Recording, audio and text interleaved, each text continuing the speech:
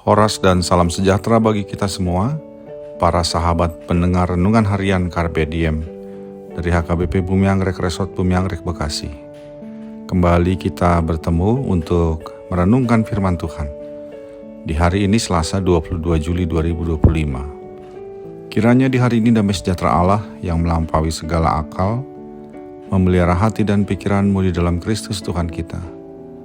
Marilah kita memulai perenungan firman Tuhan dengan menyanyikan buku yang di nomor 255, baitnya yang pertama.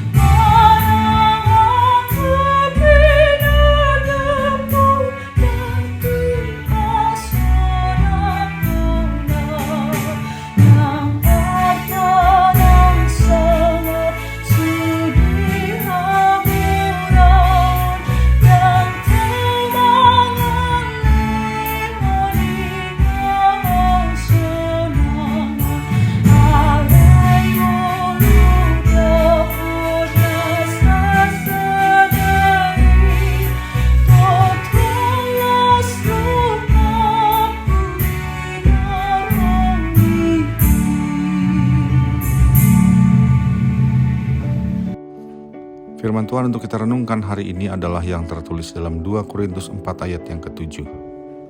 Tetapi harta ini kami punyai dalam bejana tanah liat, supaya nyata bahwa kekuatan yang melimpah-limpah itu berasal dari Allah, bukan dari diri kami. Demikianlah firman Tuhan. Bejana tanah liat adalah barang yang rapuh, mudah pecah, bahkan hancur. Sekalipun dapat atau terkadang dipakai untuk menyimpan koin-koin emas yang berharga, namun tetap saja bejana tanah liat adalah benda yang sangat mudah hancur. Terbentur suatu benda keras saja bisa membuatnya retak atau pecah. Bahkan jatuh ke tanah atau lantai keras dari jarak 5 cm saja sudah bisa membuatnya pecah berantakan. Oleh karena itu, jika suatu bejana tanah liat tetap dapat terpelihara bentuknya, itu bukan karena ia benda yang kuat, tetapi karena ia dijaga dan dirawat oleh pemiliknya, dilindungi dari berbagai hal yang bisa membuatnya pecah atau hancur karena terbentur atau jatuh.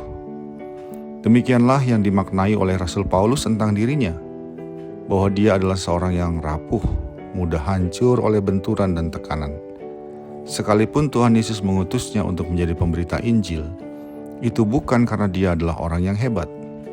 Dan jika ia masih bisa bertahan untuk terus memberitakan Injil, itu bukan karena dia adalah orang yang kuat. Kalaupun nampaknya ia kuat menghadapi berbagai tantangan dan tekanan, kekuatan itu berasal dari Allah, bukan dari dirinya sendiri. Demikianlah Paulus menempatkan dirinya sebagai manusia yang tahu diri di hadapan Allah. Ia rapuh, namun Allah memberi kekuatan kepadanya. Sahabat Carpe Diem yang dikasihi Tuhan, setiap kita sesungguhnya adalah pribadi yang rapuh oleh karena berbagai kelemahan dalam diri kita.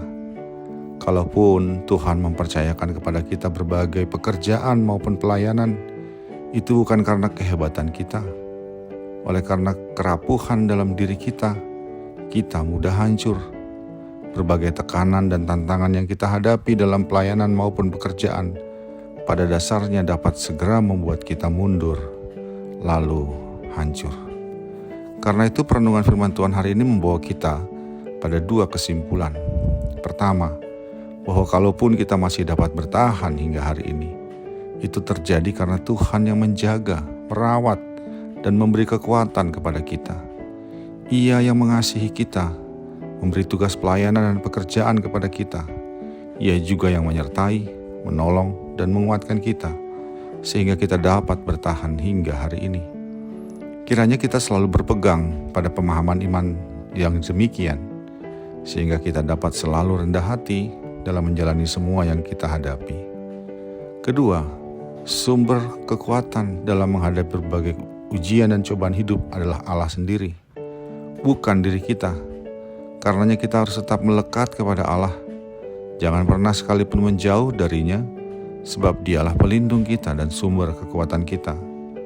Mungkin dalam kondisi yang amat terpuruk, ada terbersit suatu keinginan untuk berhenti, mundur dan menghilang. Di saat seperti itu, yang kita perlukan adalah datang kepada Allah, merasakan pelukannya dan kehangatan perlindungannya bagi kita. Dari situlah kita dapat merasakan kekuatan baru untuk melanjutkan langkah kita, berjuang kembali menghadapi semua tantangan dan tekanan yang datang. Sesungguhnya kita ini rapuh seperti bejana tanah liat, namun Allah kita maha kuat dan Ia menjadi sumber kekuatan kita. Amin. Marilah kita berdoa. Ya Allah Bapa kami, sumber kekuatan dan perlindungan kami.